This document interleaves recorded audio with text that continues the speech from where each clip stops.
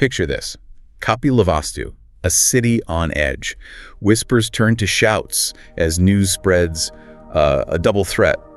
Kosala's army and Bantul's forces, they're closing in. High stakes right from the start. Wouldn't you say that's the dramatic scene we're diving into today? Indeed. And what's, well, particularly compelling about our exploration today is our primary source. We're not just sifting through dusty old texts. Right. We're looking at this pivotal moment through a pretty unique lens. The transcript of a historical drama.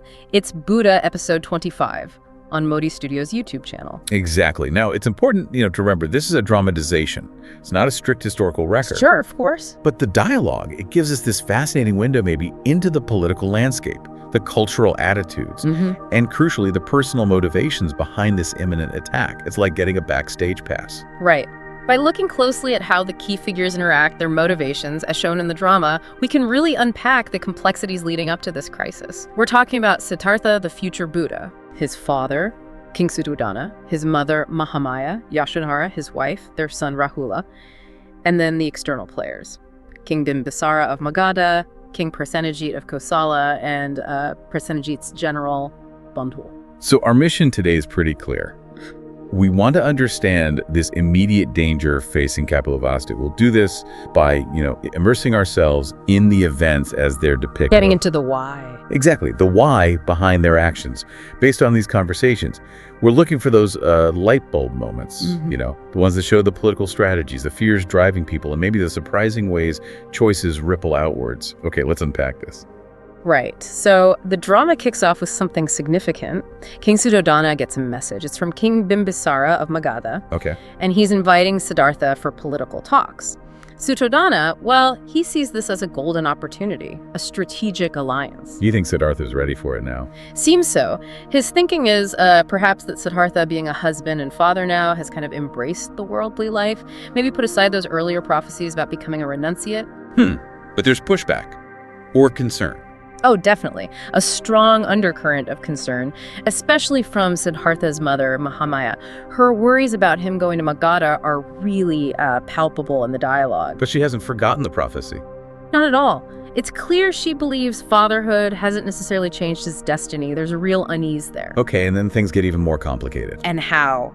This is where the plot really thickens. We find out about the secret plan, hatched by Suddhodana's own brother. No kidding. Against Siddhartha. Yes. He plans to send Bantul to assassinate Siddhartha before he even gets to Magadha. Wow. And the goal? The shocking aim. To frame Magadha for the murder, incite a war, and, well, get rid of a political rival in the process. That's incredibly treacherous. So who's supposed to stop this? To counter this, Aryaka is given the task of protecting Siddhartha. It really highlights just how volatile the internal politics of Kapilavastu were. It's a real snake pit of maneuvering. And Mahamaya's worries, they're not just about this assassination plot. No, they run deeper. She has this really revealing chat with Yashodhara, and here we learn about astrological interpretations around Rahula's birth. Oh. Apparently, the omens weren't favorable for his father, for Siddhartha. So Mahamaya is desperately trying to stop Siddhartha leaving, driven by, a mother's fear for her son and grandson. It makes you wonder how much weight these astrological beliefs actually carried back then. It certainly seems significant here. And this leads to another key event, this attempted ritual sacrifice. Orchestrated by Mahama. Yes, led by the Kulaguru Vachaspati. On the surface, it's presented as a protection ceremony for Siddhartha. Not. But the dialogue strongly suggests her real intention is to create a situation, a reason, that stops him going to Magadha altogether. And this is where we see Siddhartha's character really shine through, isn't it? His reaction to the sacrifice. Absolutely. He objects quite strongly to the animal sacrifice. It shows his deep compassion, his willingness to question these, deeply ingrained traditions. It's a powerful moment. A glimpse of the man he'd become. Indeed. The Kulaguru gives the usual justifications, tradition, appeasement. Standard arguments. Right. But Siddhartha counters powerfully. In a really dramatic turn, he actually offers himself as the ultimate sacrifice. Wow. Saying he'd rather take on any supposed bad luck himself than see an innocent animal harmed. It's a huge challenge to the ritual and shows this incredible empathy. What does that say about this society, though? That such a challenge was so, radical? It's a great question. It suggests a society where tradition held immense power, but also one where radical new ideas about compassion were beginning to stir, perhaps. So despite all this, the plots, the pleas, the rituals, Siddhartha decides to go anyway. He does. Yashodhara pleads with him naturally. It's very personal, very human.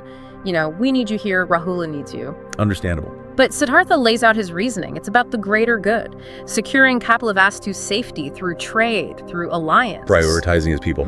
Exactly.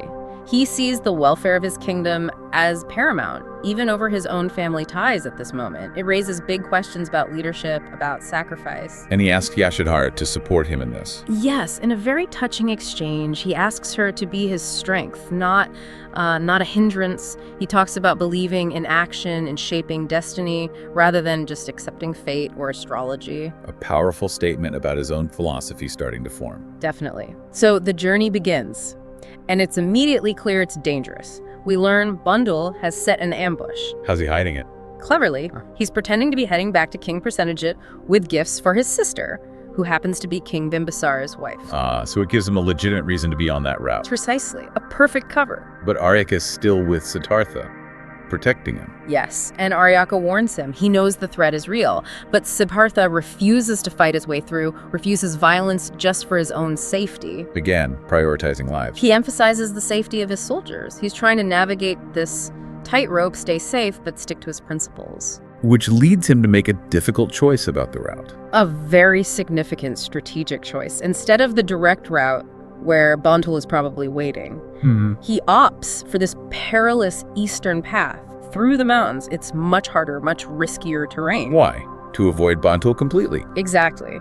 It shows his intelligence, his awareness of the plot, but also, crucially, his commitment to finding a peaceful way, even if it means hardship for himself and his party. So he makes it through the mountains. He does. Siddhartha and his companion Chana finally arrive in Magadha, but their reception isn't exactly a red carpet affair initially. Skepticism from the guards? A little bit, yeah. Gatekeepers being cautious. But that changes quickly. Siddhartha has this genuine connection with King Bimbisara already. Ah, the ring. Right, the exchange of the ring. It's symbolic, it confirms their friendship, and opens the door. And does Siddhartha explain why he arrived looking like he trekked through the wilderness? He does, and what's really interesting is he tells Bimbisara why he took the hard route. He reveals he knew about Bantul's ambush plan. So he's laying his cards on the table, showing his awareness. Completely. It underlines his strategic thinking and his commitment to avoiding bloodshed. Quite remarkable foresight. Okay, so he's there, he's met the king. What's his proposal? It's quite innovative, actually. He proposes a new trade route running through Shakya territory, his homeland. Connecting Magadha to where? Connecting Magadha westwards and also north, opening up significant economic possibilities. And he stresses the big advantage for Magadha. Which is? Bypassing Kosala and their hefty trade tolls. It's a win-win proposition. Good for Magadha's treasury, good for Shakya influence. Smart. Is that all? No, he builds on it. He then proposes a mutual defense pact. An alliance. Yes. And he's clever about it. He points to the existing family ties. Remember, Bimbisara's wife is Prasenjit of Kosala's sister. Right, that connection. And he mentions shared interests with the Vaishali Republic. He's basically sketching out this network of alliances for regional stability. It's sophisticated diplomacy. How does Bimbisara react to all this? He's clearly impressed, recognizes the wisdom, the genuine desire for peace behind it all. He readily agrees to both the trade deal and the alliance. So, success. It looks like Siddhartha's mission is accomplished. It seems that way. A real sense of optimism, like things are finally falling into place. But just then, disaster strikes. News arrives incredibly fast. What is it? King Prasenjit and Bundhol have launched a coordinated two-pronged attack on Kapilavastu. Immediately after Siddhartha left. Immediately. The timing feels anything but coincidental. It suggests a calculated, opportunistic move the moment Siddhartha was away. Wow, so the alliance is tested right away. How does Bimbisara respond? Instantly, no hesitation. He orders his army to prepare for war, sends a direct message to Prasenjit, stop the attack, now. The new alliance swings into action. Absolutely. It's immediate proof of his commitment. And Siddhartha. He must be desperate to get back. Understandably. Deeply worried for his city, his people, he expresses this urgent need to return. And Bimbisara helps. offers full support, a military escort to get him home safely, showing solidarity. And the source material, the drama episode, it ends there, with the attack underway. It does. It concludes with this stark, quite unsettling image chaos, suffering in Kapilavastu as the attack rages. A real cliffhanger. Leaving us right in the middle of the crisis. Exactly. It forces you to think about how all these preceding events led directly to this moment. So let's try and bring those threads together. The invitation to Magadha seemed like a good thing. Right, perceived as a step towards peace, but it inadvertently set everything else in motion. Then the internal assassination plot. That just exposed the deep divisions, the danger within Kapilavastu. Exactly. And Mahamaya's ritual sacrifice attempt, well, that highlighted the clash between old traditions and Siddhartha's emerging values. We also saw Siddhartha's strategic choice, that mountain route. Driven by peace, yes, but ultimately it couldn't stop the war machine already grinding into action. And finally, the alliance itself. A diplomatic victory, but forged just as Kapilavastu faced its biggest threat.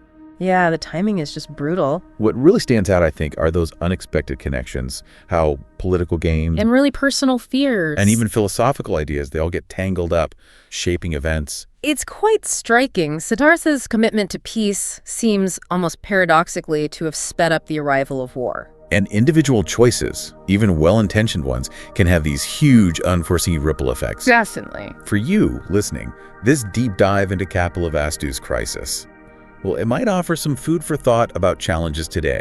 Think about political strategy, evaluating risks, that difficult balance between personal desires or needs and the greater good. These are timeless dilemmas. Which brings us to maybe a final thought for you to consider.